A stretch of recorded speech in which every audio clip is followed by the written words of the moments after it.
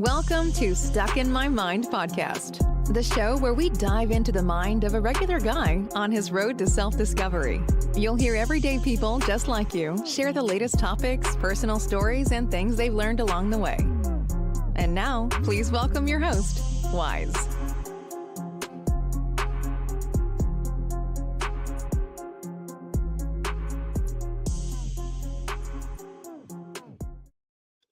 And welcome to another episode. I am your host, W-I-Z-E. I have a very special guest. Actually, he's a friend of mine. He's been on the show. This is his second time being on the show. He's a fellow New Yorker. Welcome to the show, Jason Garcia. What's going on, brother? My brother, what's going on? Wise, everything is good. Thank you for having me for the second time. I appreciate you coming on, man. Definitely appreciate you coming on. Glad to be an alumni of the Stuck in My Mind podcast. Well, I think last time you came on, I was just doing pre-recorded. I wasn't doing the live. Yeah, I don't think I had started doing the live. I had just been starting the last few months because I felt that was the next step for me to take the podcast I started audio, then I did video, now I'm live. So Elevated, upgrade. It's actually exciting. I enjoy it more because I get to interact with my guests more and the audience gets involved. So having the audience involved and having them be a part of the show, I felt like that was maybe the element I was missing from it all along. Well, I definitely see the growth. I whenever I have a chance, I do see you live with the previous guests, and I, definitely like and kind of check in, and as long as I have the availability to. And I've seen that, definitely most of the more recent interviews you've had have been live streamed, like on LinkedIn and stuff. So I definitely check in. I check in and like and, support you for sure, man. You definitely do great work and have a lot of interesting and great guests on. So I appreciate that, brother. I greatly appreciate that, man. And like you said, LinkedIn is one of the platforms I use. It's a great platform, especially if you're trying to grow a business or whatever it is. It's because of the networking aspect of it. It's more really truly about networking. It's not like Facebook and all these other platforms where it's just more about friends and all that. This LinkedIn to me is more of a business thing, even though now it's getting a little bit spammy with all the podcasting promoters out there. Yeah. Well, that, and then just people kind of like adding, personal views and perspectives on current events, which, everyone has their right to opinion. I just, I believe like certain platforms are there for specific reasons, but everyone is entitled, to their opinion. And the First Amendment, I respect totally, like you have the right to freedom of speech and thoughts.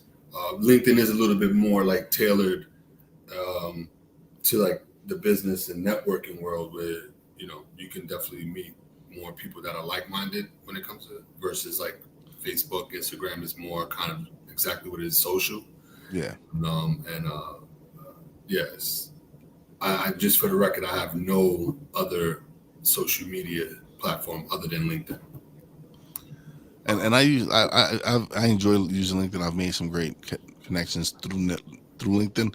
I'm actually a part of a few groups that are geared to helping me grow my brand and geared to helping me develop as an entrepreneur.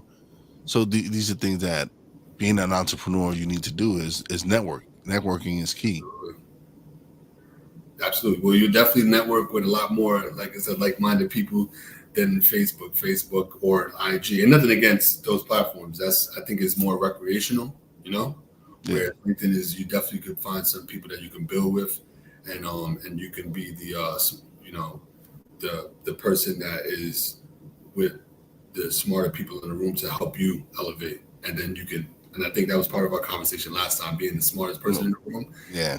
Facebook, you may, nothing against Facebook again. I'm just saying, you may be the smartest person in the room and you're not going to grow. Yeah, you're right. In the conversation, unfortunately, family and friends alike, or people that you just meet.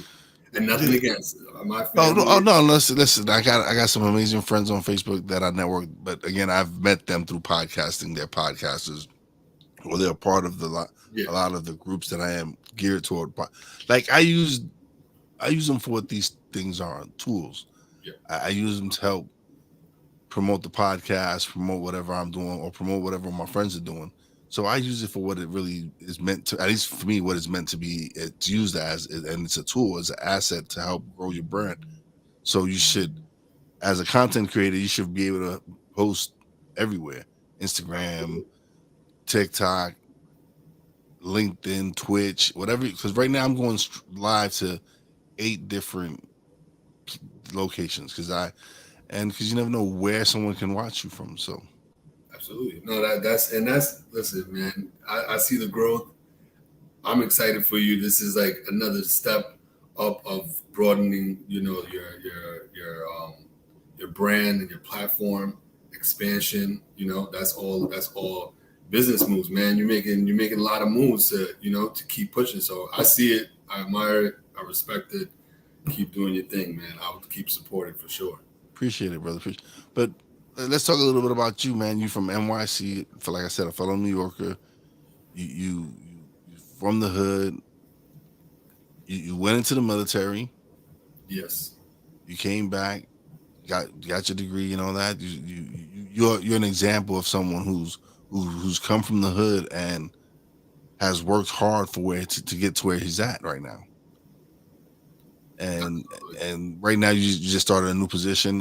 If it's okay, tell people what you do right now. Yeah. So right now, so I want to also touch on previous, Previous but things, right? Yeah, but right. because So you was also going into entrepreneur field and everything. But yeah, I just want to let everybody get caught up because I know you started a new position. yeah. So I started as the director of operations for the Spitzer School of Architecture at City College. Been here for about 2 months. Previously, I was at Columbia University for a short stint, and before that, early childhood education at a charter school in the Bronx for around like 2 years, and then before that, different fields and disciplines within operations. Overall, with 10 plus years of operation experience, from middle management to upper management. So, yeah, I've been, pushing to, start get this consulting company up and running, and I also have other endeavors that I'm working with, collaborating with some school leaders in the Bronx for a mentorship program, and we can talk more about that in a little bit. But yeah, I started at Spitzer's School of Architecture recently, and it's going well. Making my bones, which I do at positions in the past. I've learned systems, which is all operations, and yeah, and that's where we're at right now. Just a lot of good stuff going on at the college, a lot of diversity and inclusion, which I'm all for. Um, yeah, like there's the culture here at City College is very it's a good representation of the city itself, just a melting pot. So definitely glad to be part of a great team with a great leader, our dean. So yeah, it's been a interesting 2 months where I'm able to like really flex and really showcase my experience and my talent and skill sets um, without too much, pushback. So, but that's why you got to find find where you're good and a good place, and that's where I'm at right now. And yeah, operations is in my DNA. That's what I do. All right, so you touched on it just a little while ago, the consulting business. So you also, like I said, you're also an entrepreneur. You started a consulting business. What made you want to start the business? So I think like many other entrepreneurs and other like operation leaders that kind of like think forward during the pandemic. During the pandemic, I identified a lot of like flaws within the system, specifically in like education, and not just early childhood, but also higher education, and just overall like the consulting company was an idea of a collective. So it wasn't just me; it was a couple of my partners, that was working together during the pandemic, and we was like, listen, like we can box this up, we can brand this, and it becomes a service to people that don't really understand the ins and outs of operations. And we can talk more about the operations itself, but we saw it as an opportunity. I kept moving with it with the business plan.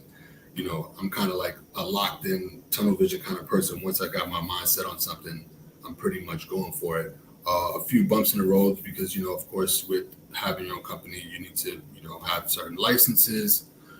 You need to be able to, pay your taxes, so certain things that are still in the make. But as far as like the foundation of it and the idea, it came through the pandemic because we just saw ourselves as operation leaders as more valuable. You saw a need that needed to be filled. You saw something Yes. that a lot of people are struggling with as far as operating any project or any business or whatever. You saw a need for it. Yeah. And when you're able to fill that need, it's first of all, it's fulfilling because you found something, a niche that you love to do. You found the business that you love, that you see yourself being a leader, that you see it, because I'm sure being a part of the military, that kind of helped you along that journey as well, because you've come with that mindset where, all right, I'm gonna make things happen. You thought this idea up, be like, yeah, you and your team got together and it's like, all right, so let's do this, let's put this in place, because you saw that, hey, there's people out here that are lacking this management, this operations management system that would benefit them. Yeah, so it's funny that you mentioned the military, because in the military there's a thing called, and for veterans and current people, currently serving service members, there's a thing called the operations order, or the acronym is called OPORD. But an operation order is pretty much the directives needed for movement of units throughout the brigade or battalion, whatever it is. It can be an executive operation order, which trickles down to what we would think as like coming from the CEO to the director of operations, or the regional director of operations to the DO operations manager, all the way down to the workers. In the military, it's an executive order, executive operation order, which is coming from like the colonel all the way down, and it trickles down, and it gets to the units, and they know their maneuver and movement and who's on their flanks. So yeah, operations was embedded in me through the military, but also as a kid too. And I think we touched on this in our last interview, that we naturally look for answers and we look to resolve things. As kids, we were, we didn't have too much resources in the sense of like, we can just Google something. We tried to figure it out. We created ramps or clubhouses or whatever. So we did all of these things, but it needed to have a plan. And that's where operations is. Operations is behind the scenes. We're dealing with all of like the logistics, all of the planning, the preparation, all of the moving pieces. And so, when I think of like operations, like the military definitely gave me a stronger foundation, but I definitely had like that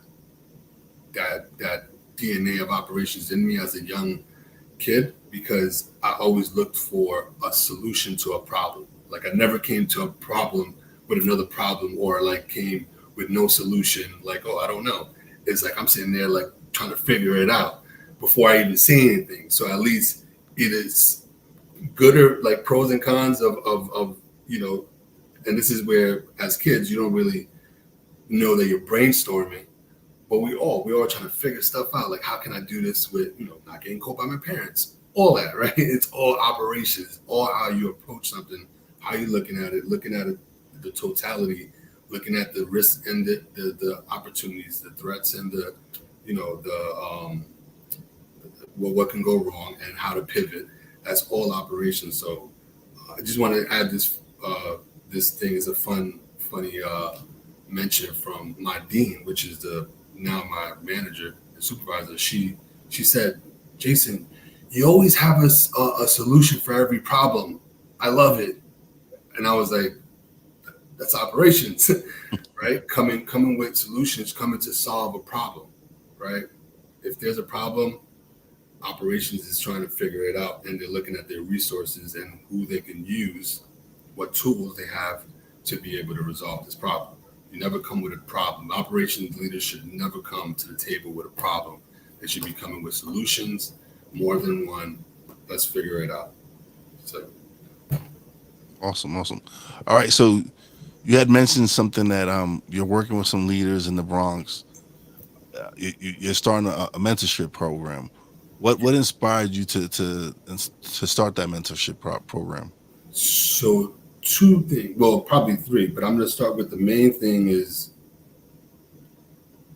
being so, and this is kind of like touching on a few things, but one, I had a short stint at Columbia, but nevertheless, I went through the process of getting hired, and it was intense. Great opportunity, have a bunch of great references and great connections there now, but just unfortunately didn't work out. However, walking through Columbia every morning and leaving every evening, and really understanding like the capacity that I was in while at Columbia, it was like a dream, right? Because there's not a lot of us in there, man. Not a lot. And so I never took it for granted, never taken it for granted. But during that time, I felt like I had to pay it forward. I have to show that it is possible. Whatever happens afterwards is up to you, but like to get to those levels is possible. And so with regards to the mentorship, and to answer your question, it's one of the biggest factors I believe that our kids coming up, our generation, especially Black and brown, we need to instill a lot of confidence, right? Self-confidence, self-esteem needs to be bigger, and this is a challenge with social media, but anything is possible. I don't think it's impossible. Yeah. And my idea of this mentorship is touching on the development of the individual, which is a kid, a child where they're most vulnerable,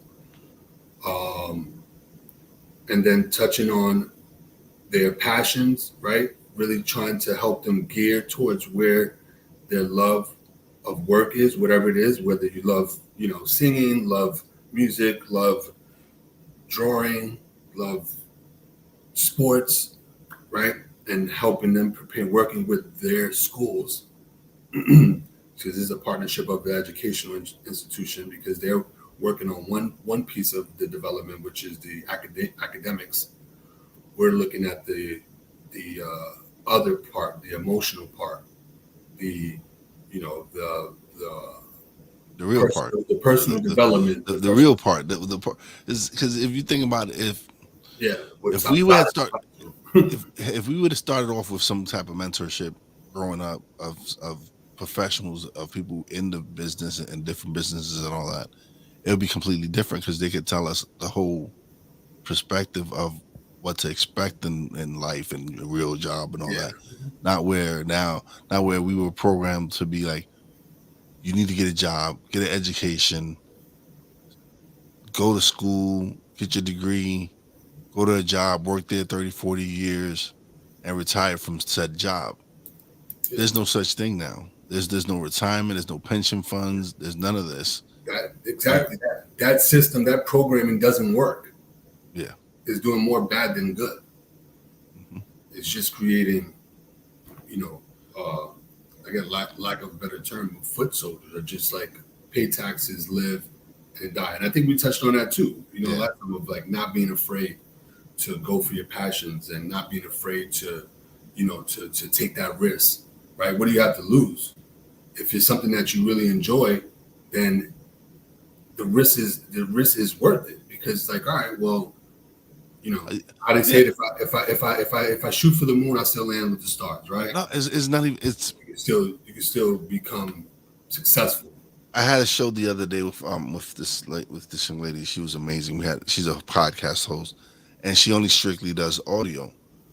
And the reason she explained to me why she only does audio is because she wants to be ready. She wants it to be perfect when she does it. And I'm like, no. I'm like, no. I'm like, no. You're failing already. You're already messing up. Yeah. I'm saying by you not attempting because you want it to be perfect. I said it's never going to be perfect. Yeah. Things happen. Pointing case in point with our episode, I lost some power. My power got knocked out. And so it got knocked. And so there's a big part of it where you see my logo up there and I'm not there, and you see yourself there talking, and then they're like, you notice, and then you get off. Yeah. And there's a little part of the podcast where it goes black. But what I did, the funny thing I did with that was I edited, but I put like this little thing where it went technical difficulties and all that at the time. Yeah. And so when the show came out, I still had the clip there, but that was fun for me. Yeah, it was like that was a variable, and you made it work. It was cool. I had like the old school Sega Genesis, Super Nintendo vibe when it you saw it. I felt like it was part. Like you resolved the problem. Yeah. Right. Which was just that gap of time that we lost connection. Yeah. But then you also a part of you, which in the part of our culture of like growing up playing video games, you incorporated it in the resolve. So it was pretty cool to see that. I never got to compliment you on that either, but it was cool. Quick thinking, like you made it happen, and it came out good. But like you were saying, like it's never gonna be perfect. You just gotta go out and do it. And the crazy thing about it, right, was I've been talking to someone about I've been wanting to go into coaching for the longest, and that episode, doing that show with her, just kind of just sealed it for me. It made me realize that that's the way. That's the next evolution of Wise. Is going into coaching and helping people, whatever field I decide to go into. Yeah. And so to do episodes like that to me is so much fun because I'm learning. And then I'm helping her out as well. And then so hopefully somebody's watching the episode and they're like, oh man, this is a good episode. They both got something from it. Oh, maybe I'm learning something. So it was just to me, that was one of my favorite episodes. Yeah, no, and because you tapped into another part of you that there's another passion. And that's it. Like that's like in the military, we like to call it, that's your next mountaintop, right? See you at the top. Because now you found something that, now you're challenging yourself. Like this is my next, big feat to take on. So that's awesome. And coaching, goes hand in hand in mentorship. So yes, yeah. And that's eventually that's what it's going to lead to. Is helping doing some mentorship programs and all that. Because again, you have to give back to the community. You have to give back to the youth. Yes. And for me, that's a no-brainer. It is to get into that realm as well, is to go speak to kids and help educate them and mentor them, because they need to see us that, hey, listen, we don't necessarily have to be a celebrity or a rapper or anything to get into this field or get into something that's beneficial, that's going to help them in the future. Yeah, no, I totally agree. And that's where, like, again, like the mentorship was like the idea came from just being able to, like, we all measure success differently.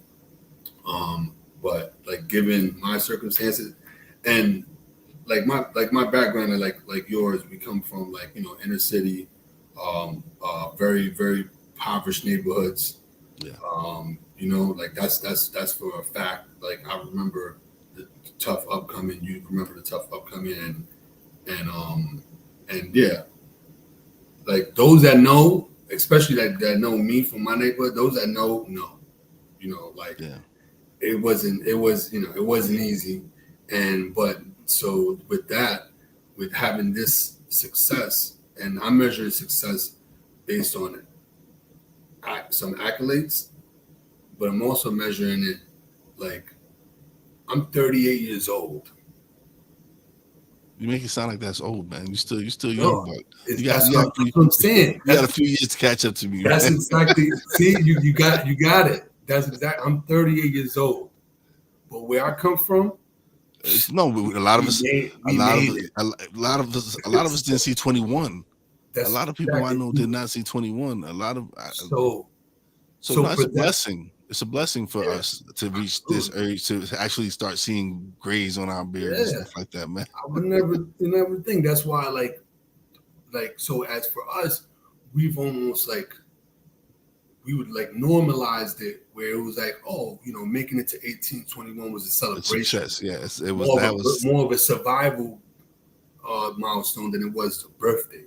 Yeah. So history is kind of repeating itself, and it's becoming more vicious because now you have different components, different variables of with recording people going through stuff, more influence in a different genre of music that is terrorizing our neighborhood. Because it's now getting to the point where, especially in the hip hop culture, where a lot of people are putting it. They're valuing more the money aspect of it all, and not the culture of it all. They're relating success with having all this money, being able to ball and all that, when it has nothing to truly do with that, man. It has to.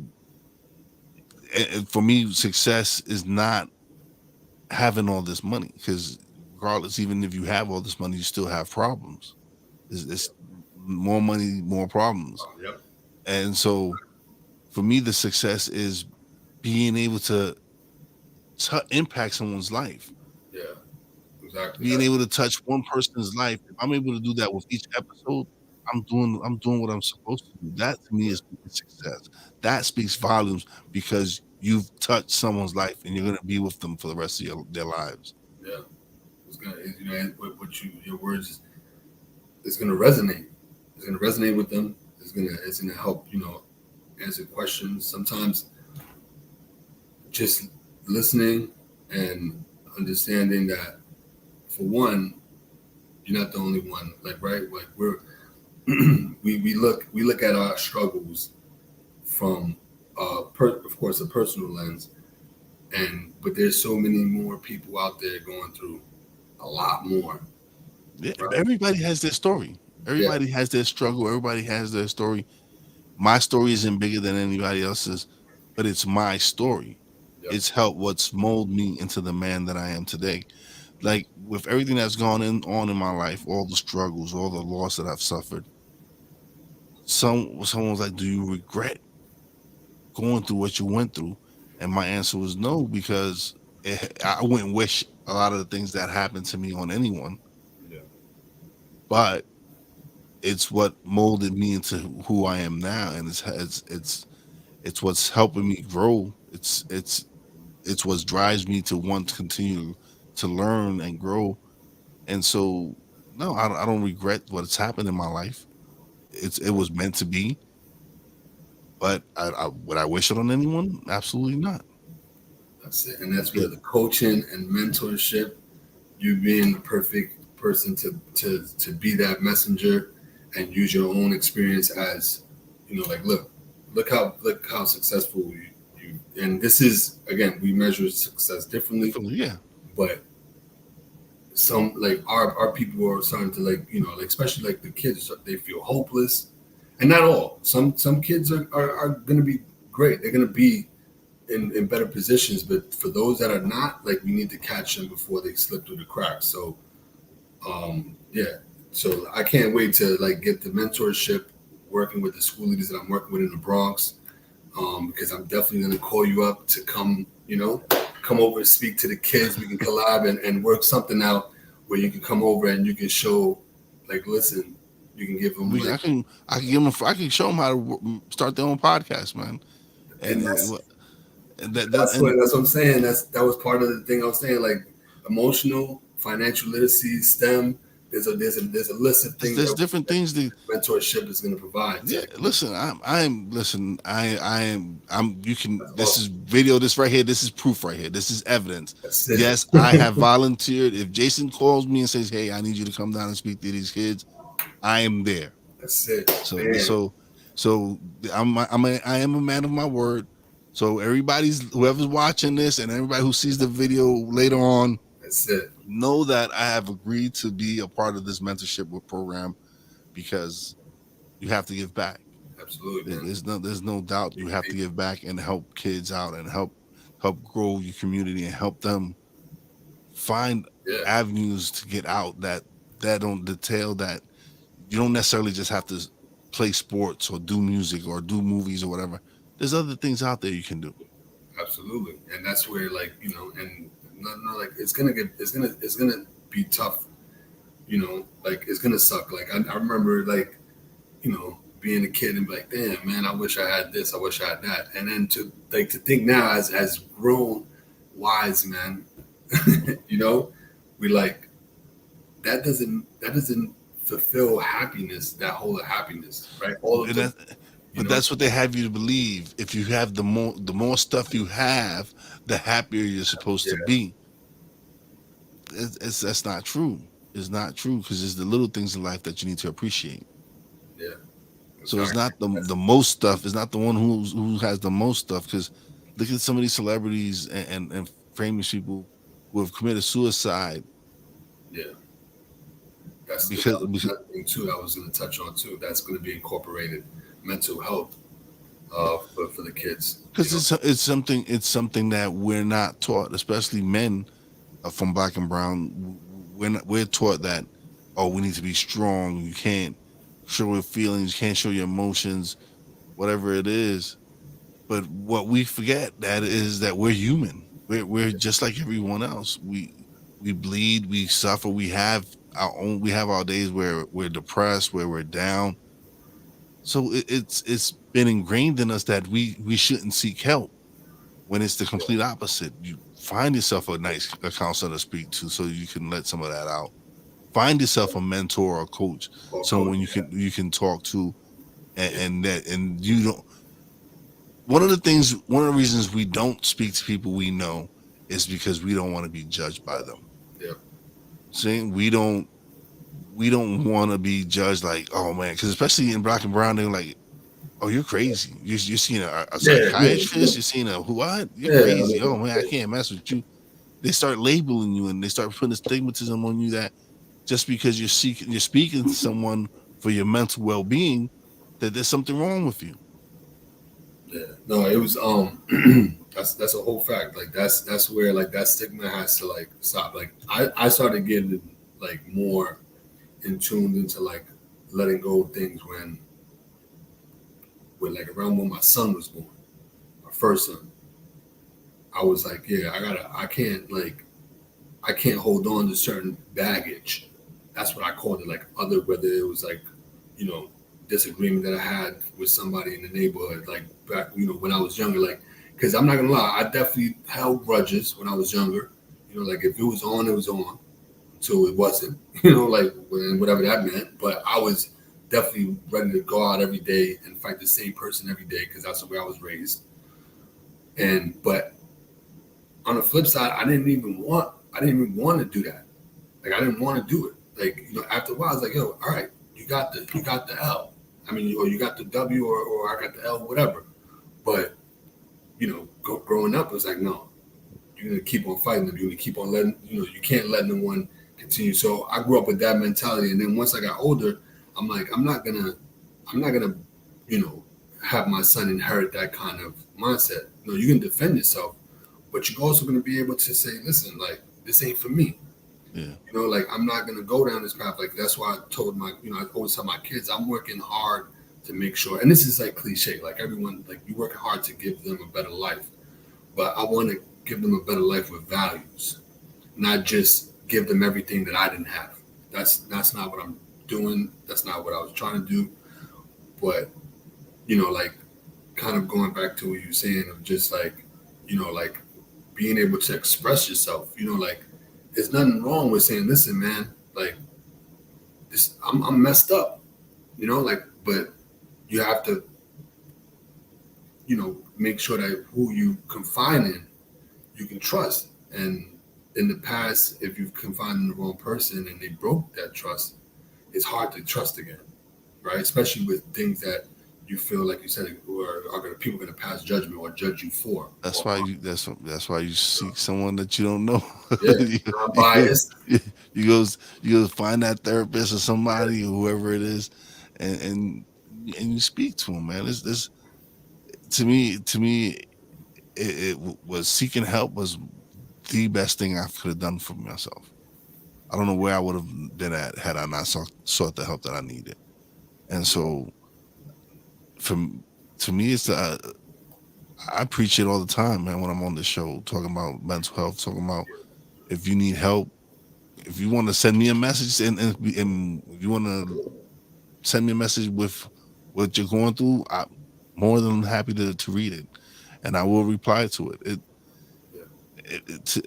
To me, it's giving back. It's definitely giving people an opportunity to express themselves because they might not feel comfortable expressing themselves to someone they know. Again, Yeah. so And one of the reasons I started doing it live is because you get people like my man Tony, who's been popping up all these past few episodes. I appreciate the love, Tony, man. And they come in, they leave comments. They say every day we got to find a way to find a way, which is true. Every day we have to find the way to find, and that's we just continue going. They put this up. Failure is the first step of success, and it is. You have to learn from your mistakes. That's the only way you're gonna grow. So if you wait until like, oh, I'm gonna wait till I'm ready, you're never gonna be ready. Because how do yeah, you truly know you're capable of doing it if you're not attempting to do it? yeah. Now is the perfect time. Yeah, That's it. Now is the perfect time. yeah. If you haven't started yet, start right now. That's a whole fact. That is that's the first. That is the first big step of just listen, just start. Fail or succeed, you won't know, but just go in there knowing that you started and you're taking one step forward. Like that's and that's the message that we need to get to the kids that feel like there's no way out, that this is their only avenue, like the streets, because it's wicked. The streets is they're eating our kids up all across the nation, all across the world, but definitely across the U.S. And being from where we come from and having that, having like a piece of the neighborhood and in us and wanting to give back, like that's the least we could do is try to like create something that you know helps direct the kids in a way that we didn't have, those to direct us. I had a lot of people that were like, oh Jason, you keep playing baseball, you're gonna be good, or you don't need to do this, you don't need to do that, and young and stubborn, but there was no substance. There was just words.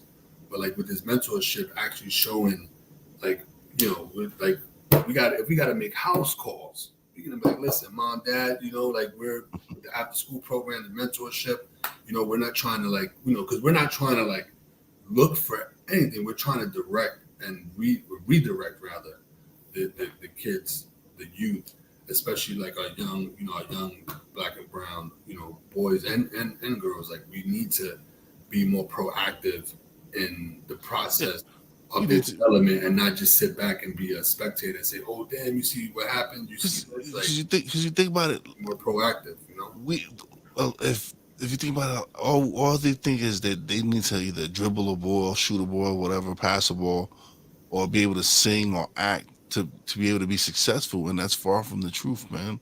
There's a lot of people a lot of people of black and brown that are killing it on the business side of it. They don't just do sports.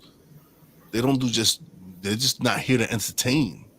yeah, And that's what sometimes I feel like is that they think that only way we can succeed is as entertainers, and that's the furthest thing from the truth.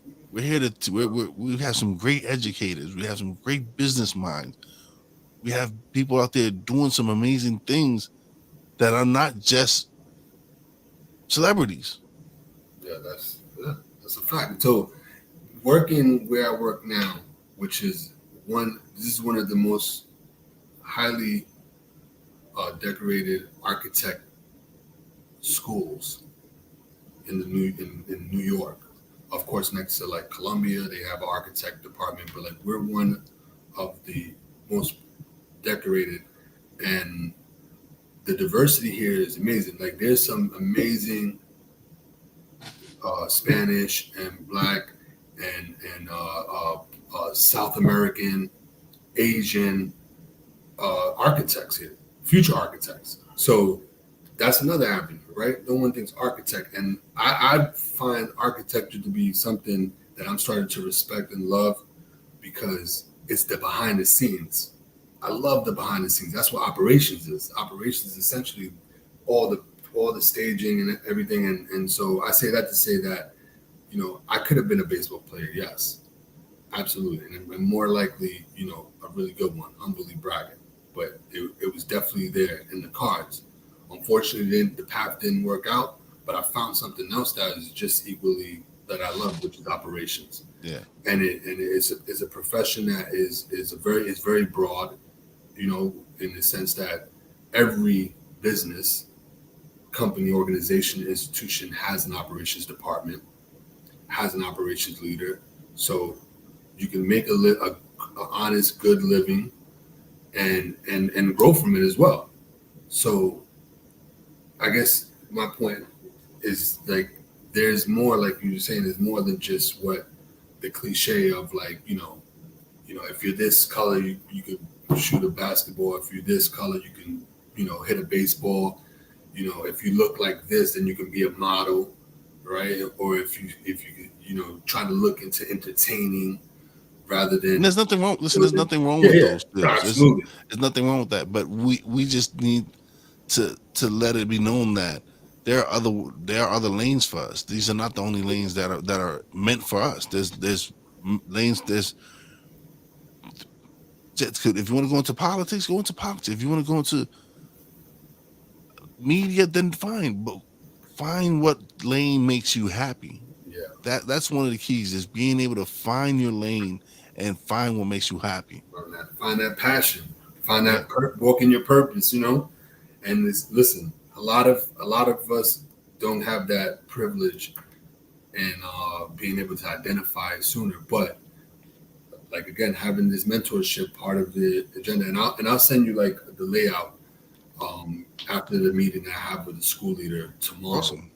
And yeah, definitely. See identified, because this is all we're talking about. It's exactly what we're going to touch on, because finding the passion and purpose is, we kind of like inherit a lot of things, right? Like by default, baseball was something that I inherited. Puerto Rican.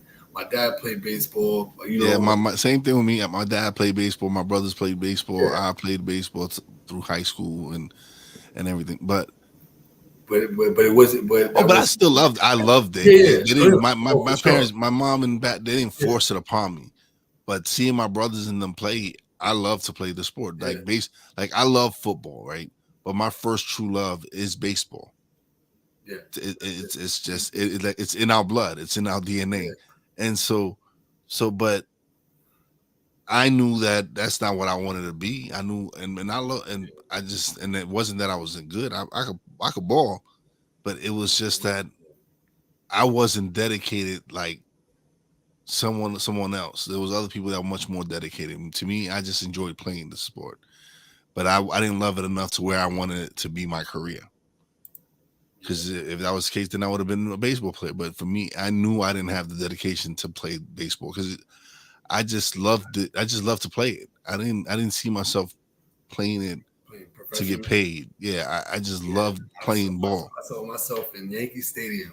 I was definitely like envisioning and, like reenacting Andy Pettit, like whatever, like, pitching. Like I was definitely locked in on it. But then, at a certain age, the streets are calling, man. The cracks, man. This, fell through the cracks in you the get to a street. certain age, girls start calling, streets start calling, hanging out, and all that, You and you know, lose yeah, that focus. And so, but there was again, there's people that they keep that focus and they find out that's what they want to do. yeah, For me, I love the sport, but I wasn't dedicated to it. yeah, So, but that's what you have to do. You have to be when you find something. That's why you like, yo, you like. I always see you recording and grind because I'm dedicated to it. yeah. I love Respect, what I'm doing. respect it for Yeah, sure. I love That's what a I'm great doing, so example. that's why I keep doing Yeah, you definitely go in. You like listen, and that's that passion. But like a lot of kids, they don't know like there's an avenue for every one of us. We just it. have to Yeah, find yo, there's a where lane for all of us. There's a where to lane. We go just in. gotta find our lane. Yeah, that's where like again going into like this mentorship. This is gonna be like I want that to be like my legacy of what I leave behind. You know, so because self awareness and self love is Yeah, starts with you yeah. absolutely, Tony. That- and this And is and this is bro. This is why I love doing yeah, this, man. He's dropping some things, man. Thank you. I appreciate you too, Tony. I appreciate you coming in and sharing that. He goes, I'm 50 at 57 and starting. Like it's never too late to start. You're never too old to start, man. You can start today. That's what it takes. It's start if you find something that you love to do and you've been afraid to do it, start today. yeah, just do it. Make it happen now. That's it. That's where like kind of like segueing into like the world of operations. Like that's what it's all about. Like operations, you have to make decisions. You have to. You cannot. You know, sit on your hands. There's too many people dependent on you. There's too many stakeholders that are expecting you to deliver. Then and there's a bunch of resources there waiting for you, waiting to be used. Yeah, It's just how you use it, how you're able to navigate situations. And yeah, a lot of kids are doing that mindset that has helped me navigate a career in operations. Kids are doing that walking to school. So if we're able to redirect them, to keep a mindset that they of that grit, the grind, the dedication, the commitment, right? You got kids that know they're gonna get, bullied, unfortunately, yeah, in school, and they still go. That's courageous. That's listen. Some people will crawl up and tap out. Like these kids need to know, and coming from us, that listen, you're gonna be all right. A lot of these kids will be fine if they have the right direction. If they have the right direction, and their mindset is already, and not because I'm an operation leader, but they're already thinking operational. They're already yeah, thinking like, all right, how do I get around this obstacle? How can I get from A to B? They're already doing operations every yeah, day. So why not show them that they're successful already in their own right of being able to think as a leader yeah. and develop that. That's So, where we build from. so So Tony goes, imagine if everyone just talked like you two are doing right now. Priceless. Appreciate that, Tony, man. Definitely, definitely. yeah, And he build it. goes, we all can learn something from everyone if we're humbled and listening to others, other avenues, as we could move mountaintop to mountaintop, as Jay had mentioned earlier. Yeah, Yeah. yeah.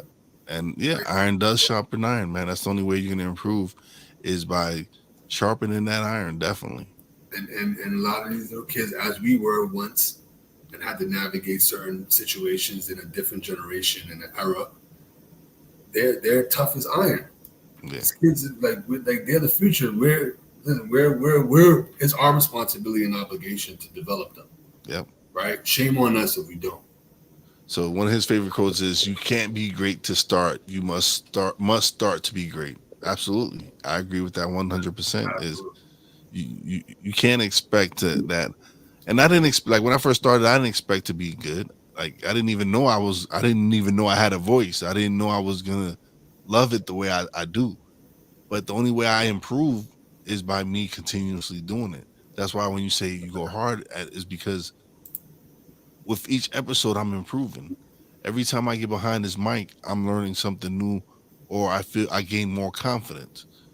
With each episode, it's me growing as a person, it's me growing as a podcaster, it's me growing as a content creator because I just want to improve every single time. Yeah, no, and you have it, and you get the opportunity for everyone else to be able to improve. Because listen, the first meeting that were interview or conversation we had, I looked at it. Of course, I'm looking at myself and like and seeing like, okay, like how am I, displaying, of what I want to, you know, speak about, how I'm delivering, and this is all like, it's Yeah, but not looking for you perfection. can't be too hard on yourself because you don't do this for a living. You don't speak for a living. Yeah, You don't do the podcasting guest thing but, for a living. Only way you're gonna but improve is by you come on more podcasts. and this is the second time I've ever done a podcast. Podcasts, yeah. So it's I'm like a stuck in my mind alumni, right? And but it also is like this is the first step. So kind of like what Tony was saying, like you have to just start to be great. You can't start great. You have to just start. Yeah. And I'm starting to share a message and share what I'm diving into. And thank you for like allowing me the platform, and also for the collaboration that we're gonna do, because I know we're gonna do great work because we mean well, because we understand exactly what they're going through.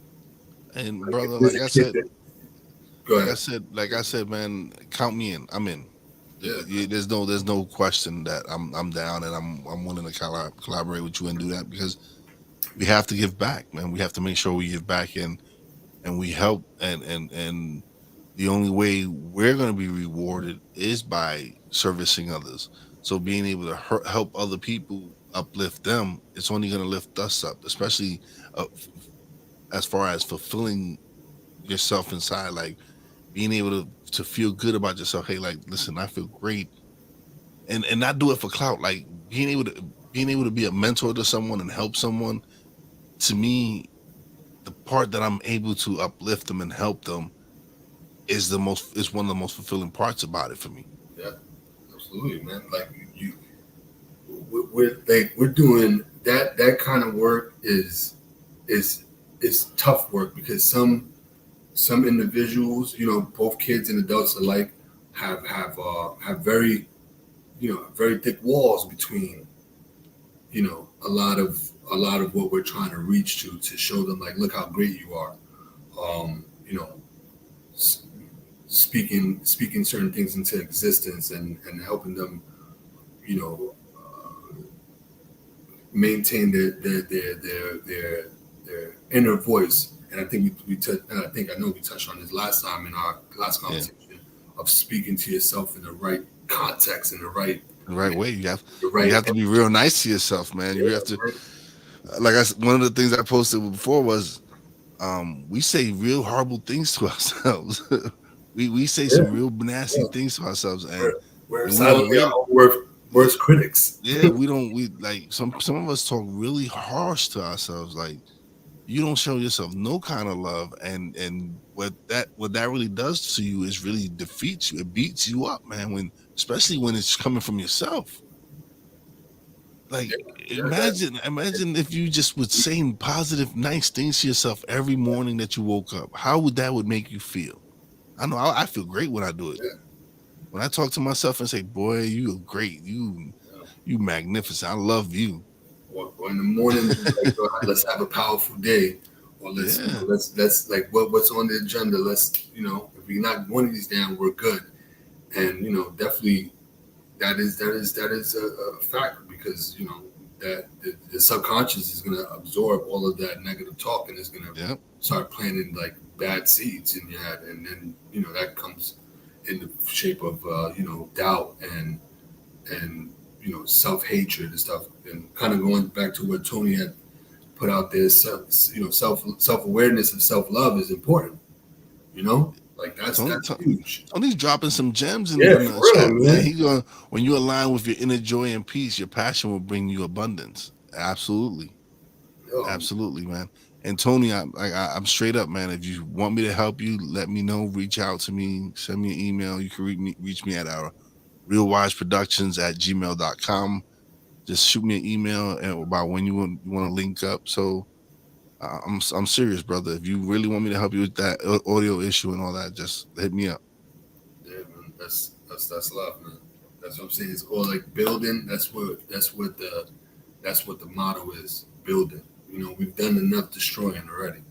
You know, like our generation, and you know, and we can't take responsibility for the entire generation, Yeah. but we can take responsibility of correcting whatever was done wrong. You know, like and again, I wasn't no saint.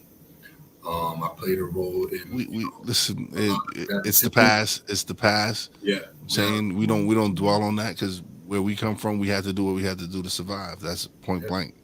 I'm that's saying all. I'm not proud of some of the things that I had to do in my life, but I don't brag about it either. I don't boast about it either. So it's just things that we had to do That's it. to survive, and we move on. We don't dwell on that.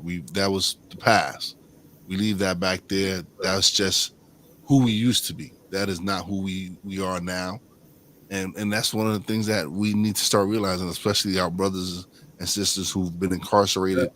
We need to let them know that, hey, what you did in the past is back there. That's not who you are. Yeah. You You gotta put served your time. And my nephew's a prime example of that. He served his time, and he refused to go back to that life. He's right. got his own business now. He's got his own That's it. LLC. He's changed his life around. He's a magnificent dad. But he decided, like, yo, nah, I'm not going back to that life. That's not me. Yeah, that's the And piece. Yeah. him, we him have a great show that we do together. And so it's to me, it's I'm blessed to be able to learn from him and see him succeed and do some great things because it's he's come a long way. Yeah. Saying Yeah. he's done what he's did, but that doesn't make him a bad person. He did what he did in his life, served his time. Now he's a political community, working, raising his son. That's it. That's what I'm saying. That's what about building up, and you know, like that's an amazing story, man. Shout out to your nephew. That's amazing. Like that. Listen, that's a big opportunity, and you know, to be able to transform and say, listen, like this is who I am moving forward, and like that's admirable, and definitely, man. Shout out to him. 'Cause that's But brother, now it's that time where you get to be a plug away. Let them know where they can find you, all your links, LinkedIn, everything, email, whatever. well, Jason Garcia on LinkedIn. You know, feel free to reach out to me. Email JYM as in Mary Garcia 1985 @gmail.com. A lot of great stuff going on. I'm going to be starting this consulting company, but also collaborating with some great school leaders in the Bronx to start this mentorship program. And yeah, a lot of great stuff.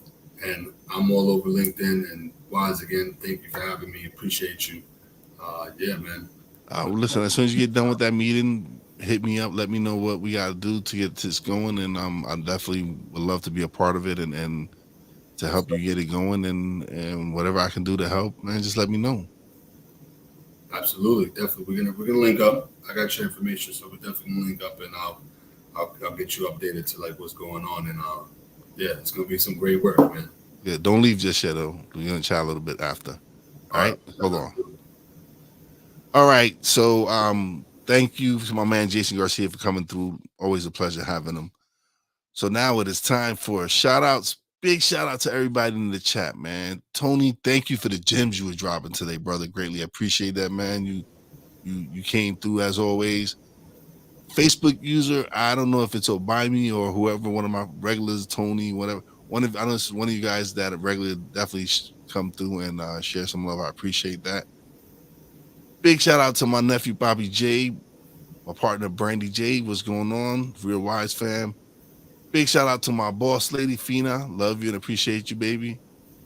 Big shout out to our guest Jason Garcia for definitely coming through and us having a real conversation, man. This is what it's all about, to be able to network with a fellow New Yorker, a brother, and to really help just change the narrative that we can't work together. Saying these are two brothers that we're gonna get together and we're gonna do some amazing things. So I'm definitely looking forward to what the future holds for both of us. And big shout out to all the essential workers out there. God bless y'all. Be safe.